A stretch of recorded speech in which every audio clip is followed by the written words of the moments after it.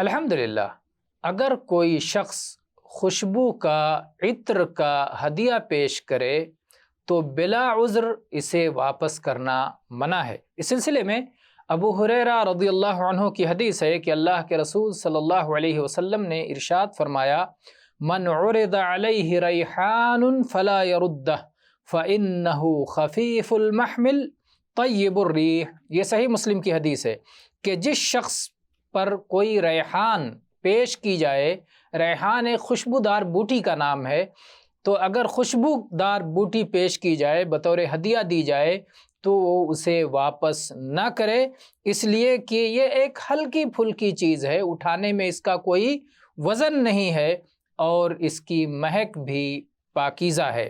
اسی طرح سے انس بن مالک رضی اللہ عنہ بیان کرتے ہیں کہ نبی صلی اللہ علیہ وسلم کان لا یرد الطیب، صحیح بخاری کی حدیث ہے کہ نبی صلی اللہ علیہ وسلم خوشبو کا ہدیہ رد نہیں فرماتے تھے۔